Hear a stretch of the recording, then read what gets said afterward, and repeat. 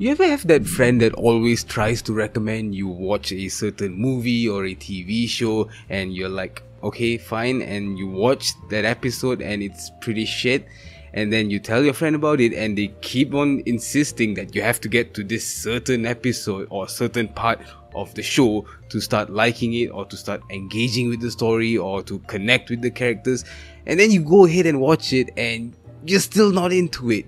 Yeah, unfortunately, I have a friend who loves recommending me TV shows to watch, and first of all, she recommended me Pretty Little Liars, and yes, I unfortunately had the displeasure of watching the entire 7 or 8 seasons. Oh god, that final season, laughably bad. And the one that pissed me off was when she recommended Riverdale. Riverdale? Really?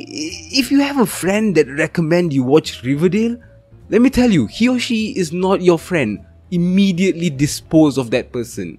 Like, how is Riverdale even a show? It's so bad. I mean, I got through season 1, but season 2, no way, not a fucking chance. The only reason this person is still my friend is because she has an amazing Blu-ray collection, and let me tell you, it's huge. Like, I'm talking Chris Tuckman huge. And let me tell you, Blu-rays in Malaysia are extremely expensive, right? So yeah, I guess I'm taking advantage of a Blu-ray collection. Okay, I'm just kidding, right? I mean, she finally got her redemption when she recommended me this show called You.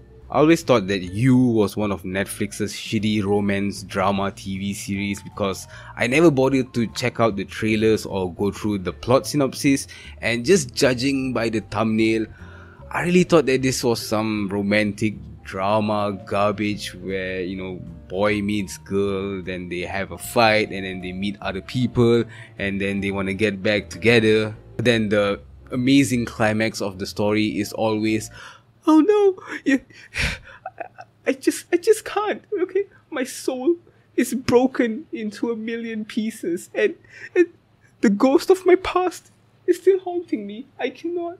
If you love me, you'll let me go, okay? Anakin, you're breaking my heart. And scene. Ugh, leave that garbage in the bin where it belongs. But I was extremely wrong about You. Season 1 was fantastic. Go watch it and then come back here because we're talking about just season 2 with minor spoilers. In season 1, we were left with a few questions like, who is this Candace person? We do know that she's his ex, but what is the real story behind all of this drama, right? Well, she has a major role in the story. She comes back into Joe's new life. She infiltrates it. She, you know, gets close with Joe's new friends and tries to expose him, and it's really interesting because it really does build the tension as to, you know, when she's gonna expose him, how she's gonna do it, what is Joe gonna do to stop it, and this is what makes the story that much more interesting. At the end of season 1, I was also kinda struggling to figure out if Beck was really dead.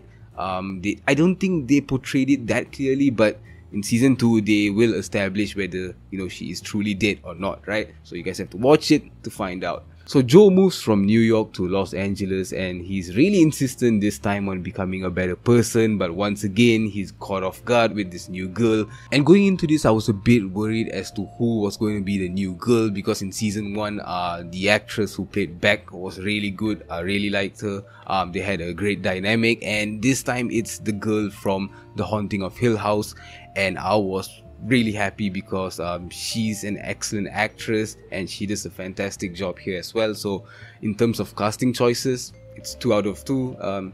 It's a hit once again. Now, I'm not going to go through the entire story, keeping this spoiler free, but they do follow a few similar beats of the story from season 1, except with the addition of new characters, new twists, and new, you know, reveals and all that stuff. So yeah, the thing about this show is not only they made us invested in the main character, but the side characters are interesting as well. They felt relevant, they had important roles to play in the story, and most of all, every character has a purpose that affects Joe, be it positive or negative. And these side characters almost serve a purpose to sort of bring out the old creepy stalker Joe from season 1, where he's forced to hurt or murder people to get things to go his way. But not only that, the dialogue and writing is really well done, especially when it came to the romance stuff, because that was my biggest worry going into this show, and that's why I enjoyed season 1 quite a bit and had confidence in season 2.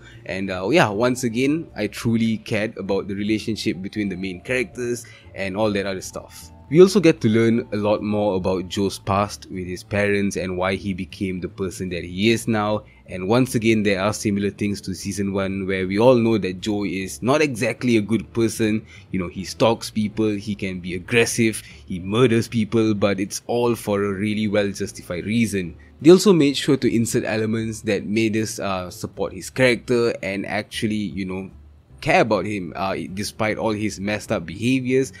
He's someone that, you know, goes out of his way to protect women and children, basically protect people that are innocent and helpless, and that really was one of the main things that helped with his character arc.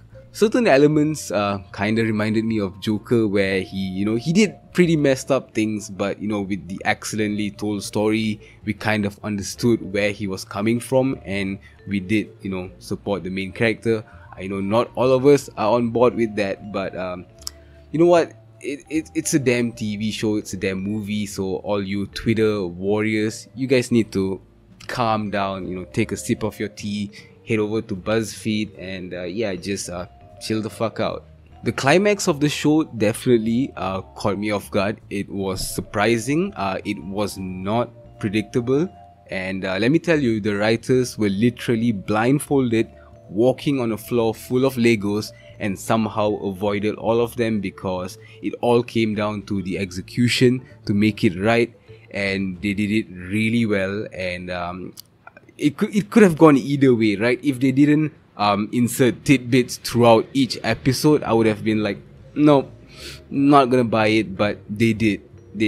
You Season 2 definitely did a great job of keeping us interested throughout the entire show, with great writing, excellent characters, and you know, just that tension that really just forced us to binge the entire show. It of course took me 2 sittings, 5 hours, but I wouldn't be surprised if you saw the entire thing in 1 sitting. But yeah, this is definitely a show that I recommend you guys watch.